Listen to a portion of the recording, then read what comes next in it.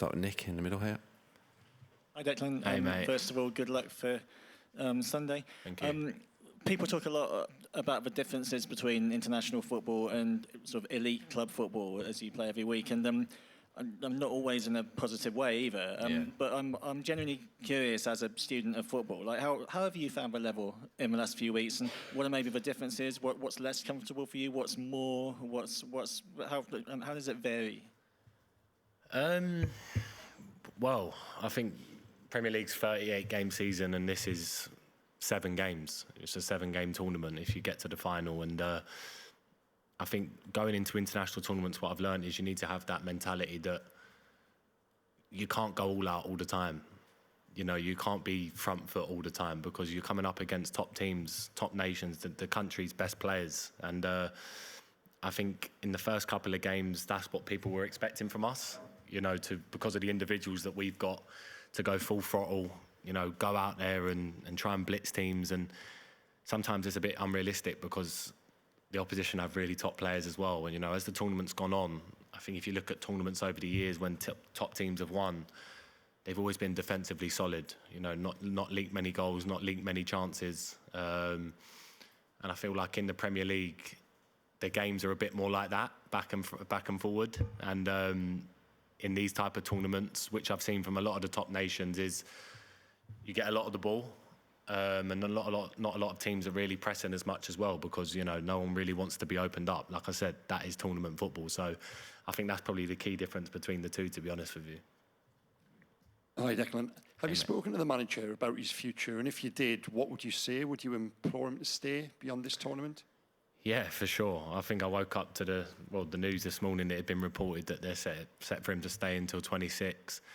I think this journey and this road that he's been on has been so special. Hopefully we can do something special on Sunday for him for sure. And I know for a fact the lads would love him to stay on until 26. You know, there's no doubt about that. The way that he looks after us, the way how calm he is, how he is as a man manager, how he is on the training pitch with us. He's top, but none of us have spoke to him. You know, that's none of our business. Whatever he wants to do, whatever makes him happy, I'm sure he'll make the right decision, but I'm sure he's got the backing of everyone to stay on. Yeah, it popped up on Instagram, so I'll see it this morning. Tom? Hi, Dec. We remember speaking to you when the squad was announced and how gutted you were for your best mates, Jack Grealish and James Maddison, how close you were. I just wondered if they've had any message of support throughout this tournament for you guys.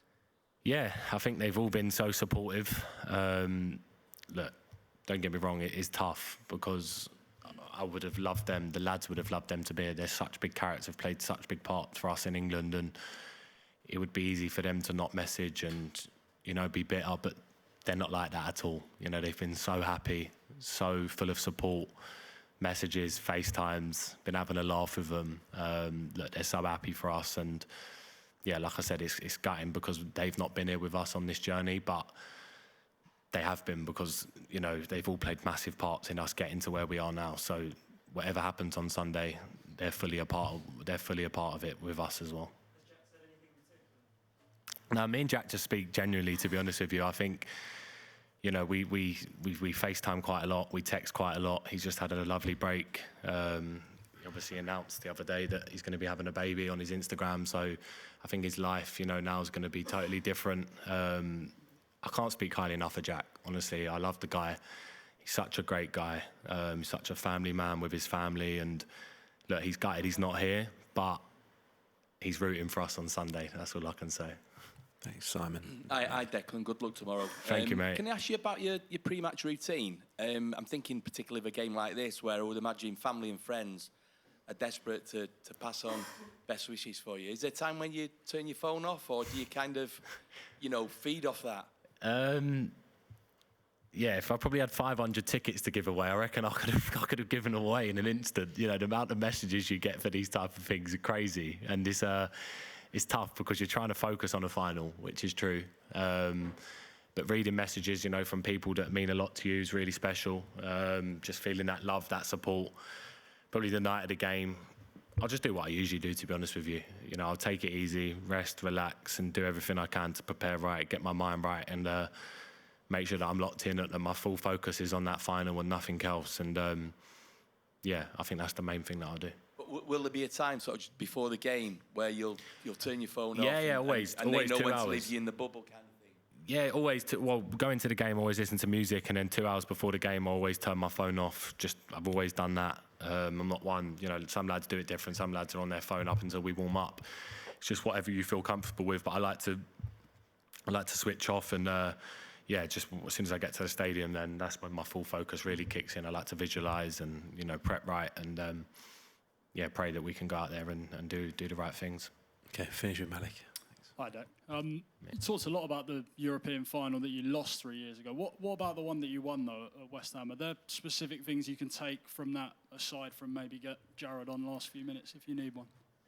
Yeah, well, I can take from that. That was, to this day, one of the best days of my life. And there's a chance to, have that again. Again, a final that was brutal, was tough, was like a roller coaster, going 1-0 up and then, going 1-1 5 minutes later and then scoring a late winner. There's so much that you can take. I think all finals are always tight, always tense. It's about being locked in for 90 minutes, 120 minutes, staying focused, sticking to the process. And like we done at West Ham and how Moyes set us up that day, we exactly done that. And I'm sure exactly how Gareth's going to set us up.